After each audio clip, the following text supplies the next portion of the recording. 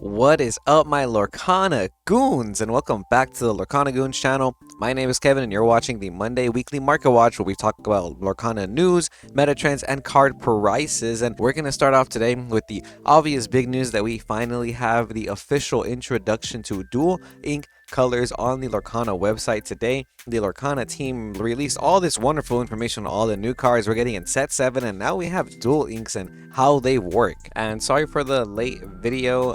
I had to do stuff today, working today, and I wanted to record the video after all the news came out so that I wasn't just talking about what's going to happen without knowing the information. But if you guys want to know the story of the dual inks and the lore of Lorcana, it's on their website. But this is the part that I was really interested in. It's the part that says dual ink cards can belong to two inks and have characteristics from both of them. To include them in your deck, you must be playing those two colors. Very, very important tidbit of information, meaning if you want to play this purple yellow Pascal, you have to be playing purple yellow in your deck. They even uploaded this second article showcasing the new IPs that we're getting in set 7, like the Aristocrats, Bolt, and Lady and the Tramp, which are all very pet themed, pet related from what it's looking like. So I think that's going to be one of the themes in this set. But there's a lot of different cards that were announced today, over 30 from what I can see, and lorcanaplayer.com has them all for you ready to go. So if you want to read these cards, these new cards from set 7, Arcasia's Island, I think it's how it's pronounced, that you can check out this website. I'll put the link in the description below.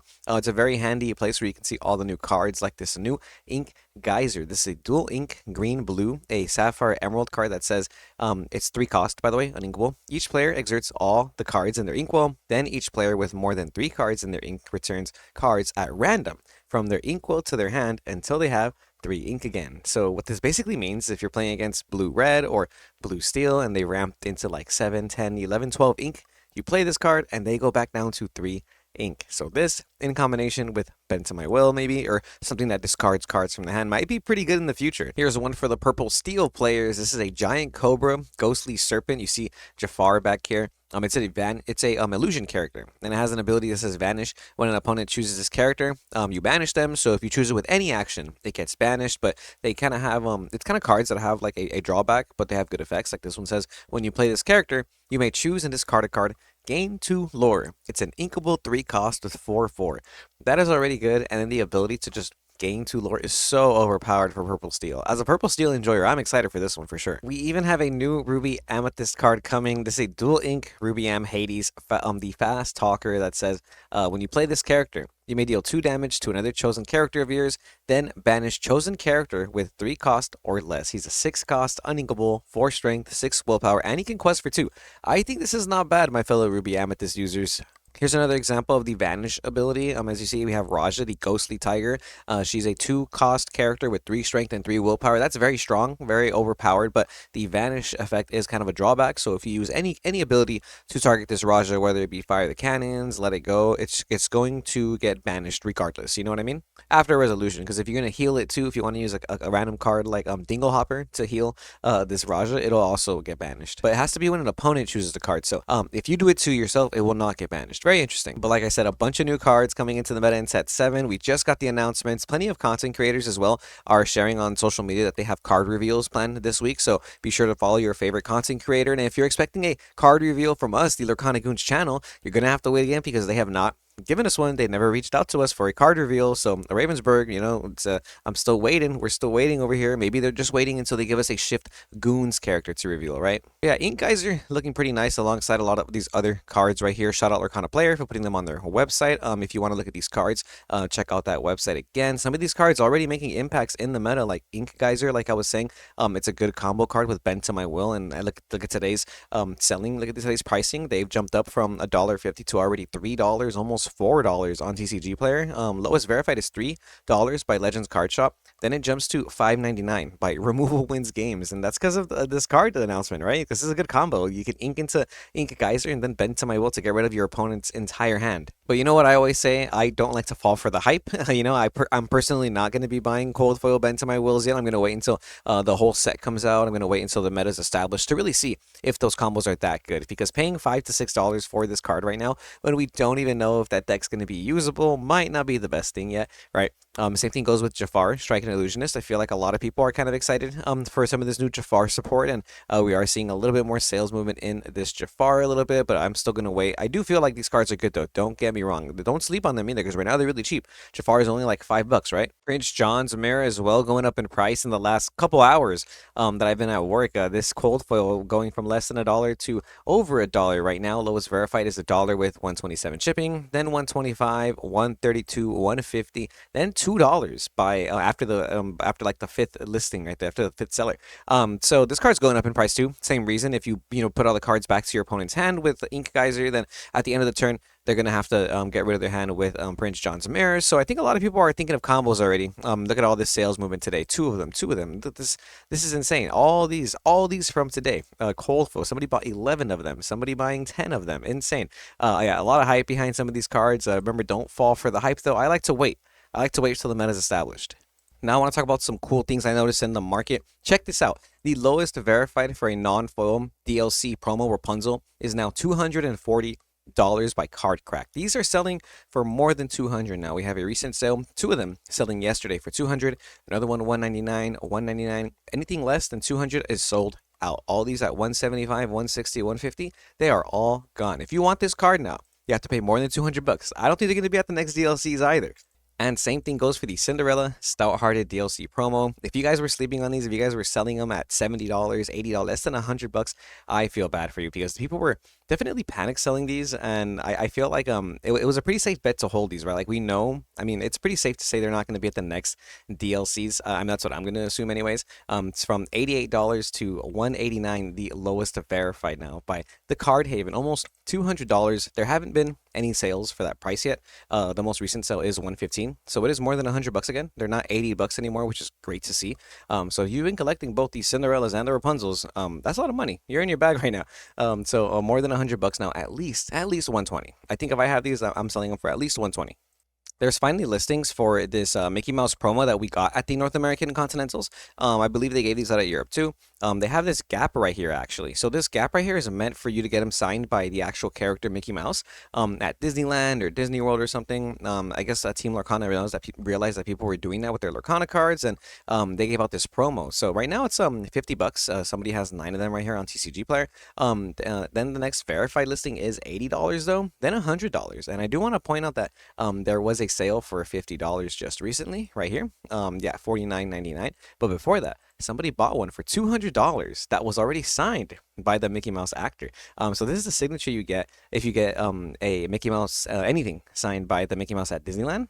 So to see the price go from 50 to 200 for the signature is kind of crazy because might take some trips to Disneyland now. And I've always thought that maybe it would fetch a little bit more of a price because you have to pay to get into Disneyland. Obviously, not everybody can go to Disneyland or Disney World, and not all the same characters are at both theme parks. I'm sure there's some characters that are exclusive to, I don't know, maybe around the world theme parks, but let me know what you guys think in the comments of something like this. Do you think getting it signed by the Mickey Mouse in the theme park is should increase the price this much for this promo? Speaking of promos, this was the last weekend for set championships. My Lorcana Goons, if you have decks that you did well with, be sure to drop them in our Discord so you can come out in our video that we're making this week. And if you're a Lorcana Goon supporter, remember to like, comment, and subscribe, and join our Discord if you want to be a member of the Goon Squad. But set champs are officially done for the Azurite Sea format. This weekend was the last weekend, and now we're going to see how low these scars really do go. Lowest verified is still around $40, so $38.26 by Spore Trade for your scar. The Heartless Hunter. So if you have this promo card, they're still selling for around $35 to $40-ish, depending on where you can move it. And if you were playing any set champs, I hope you guys had some good runs. Congratulations to anybody who won some scars. I'm sure you ran into some of these cards like Maui Half Shark, and look at these prices. Obviously, since the recent DLC results, a lot of people have been gravitating towards playing Ruby Sapphire, and this Half Shark has gone up from $30 back up to almost $40. Lowest verified is $38.25 with $1.29 shipping. So if you add the shipping up and you buy that online, that's pretty much $40. So I'm gonna start selling these Maui Half Sharks at $40 again. One of the best cards in the meta. But the meta is ending. It's a closing, right? So we're going to move on to the next format. Don't know how good this is going to be next format, but I can't see it being too bad. And for cold foil sharks, there's only 6 listings. They're as high as $60 now, $59.95 by Sage Mantis, and it sticks around that $60 range for these first 3 listings until Zulu's Games has them at 66 plus $5 shipping. So that's a $70 cold foil after those first 4 listings right there. Sisu also being very popular right now, still in the meta, played in Ruby Sapphire, Ruby Amethyst maybe. It's going to be a $30 legendary, $29 with $1.22 shipping. After shipping, you're paying $30 by Gaming Grubs LLC. And cold foil Sisu's very close to the same price still, $32 by some non-verified sellers with a little bit of extra shipping, but lowest verified for a cold foil Sisu, $34.99 shipping included. Literally only $5 more for a cold foil Sisu than a non-foil Sisu. Yeah, this has an enchanted, but the cold foil is just better. It's shiny, right? Clarabelle's starting to go up in price because of that Ink Geyser card I just mentioned. So if you're playing blue-green, you're probably playing Clarabelle in your blue-green deck because you can ramp into it pretty easily. And then you can combo off cards like Geyser, Bent to My Will to match your opponent's hand, then discard your opponent's entire hand. And I think because of this news, we saw Clarabelle shoot up in price today. Lowest verified is now $17.98, almost $20 again up until today. Oh yeah, look at all these sales. Look at all these sales today just for little old Clarabelle. It's going to be more than $20 pretty soon. People are buying cold foils for $20, $20.49, $20.50. All these non-foils we're selling for $15. Those are all gone. Like I said, $18 is now the lowest, and cold foils are going to be selling for still close to $20, $19 by Total Games. I think that's a steal. I think that's really good, especially if there's all this hype around blue-green discard Clarabelle deck. If these cold foils are $20, that's a steal right there. There is enchanted Clarabelles as well, and those are still around $100, so maybe even look into those if you want to foil out your deck right now before the hype. Speaking of hype, remember when Genie was more than $15, $16, almost $20. Genie was selling for almost $20.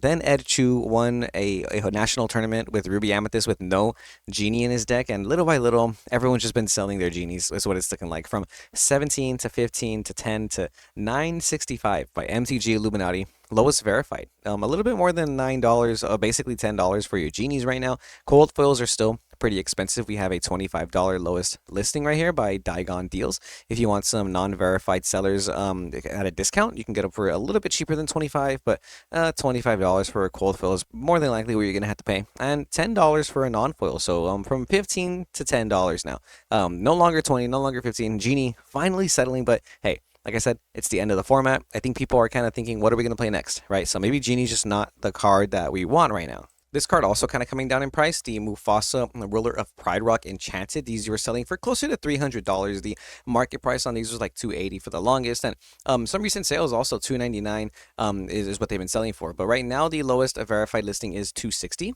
And you can find them for $260, $270, a little bit less than $275 right now. So these used to be closer to $300, and now I kind of see them steadily going down lower and lower week by week from what I'm saying. Still pretty expensive though. I always tell people that Shimmering Skies is one of my favorite sets because it has the best enchanted rares in my opinion in terms of artwork. And this Mufasa speaks for itself. This is one of the best hits in Lorcana right now. I think it goes like Elsa obviously, and then it's like Tinkerbell, Cinderella, and Mufasa. Just because this one stays very close to $300 for being a relatively new enchanted rare too, right? Speaking of Cinderella Ballroom Sensation, this enchanted rare going up in price a little bit for what it's looking like. You can't find them for less than $300 anymore. Card Crack is the lowest verified for $308. Then CCG has them for $311, and then $320 by MTG Rio. So not too expensive. I guess not too much more than $300, but you can't find them for less than $300 anymore. And I feel like that's been the case for the last couple of weeks. The most recent sale for less than that was $275, and that was in January 9th. So for the last month, they've been selling for $300 or a little bit more. So the market price for these is slowly climbing up little by little. So if you can still find them for around that $300 mark, I think that's a good deal if you're trying to buy them right now. Because I don't know, the second set's just getting older and older from what it's looking like, and we already have Japanese first chapter, so it's only a couple months before we start seeing Japanese Rise of the Floodborn, right? Speaking of Japanese, the Maleficent playmats, the Japan ones are just everywhere in North America now, so you'll be able to find them pretty easily. We have some on TCG Player listed. The cheapest one is $65, and that's a pretty good deal because then it jumps to $80. So people are still going to be asking for around more than $70 for this Maleficent playmat, and all these at 65 for Japanese are selling pretty quickly.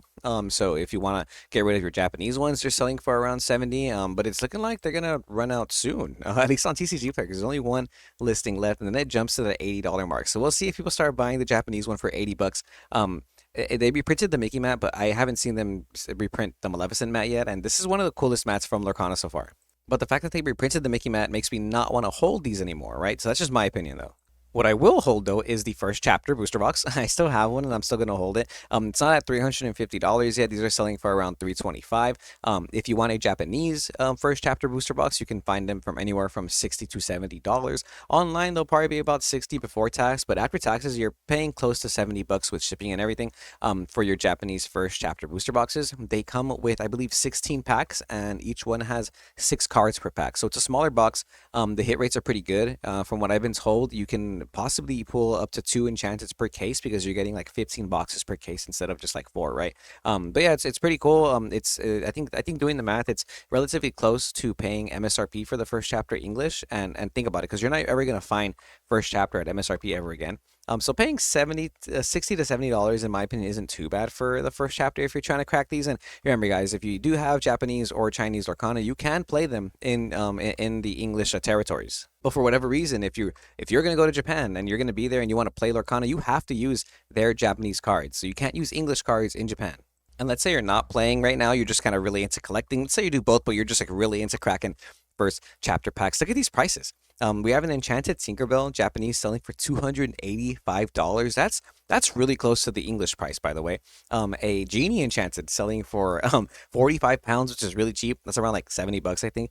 We have a Maui Enchanted Rare selling for 130. Not too bad. Way cheaper than the $240 English version. But if you pull this Enchanted in a box, that doesn't seem too bad, right? We have a Surfer Stitch, 166 for a nice Surfer Stitch, and an Elsa.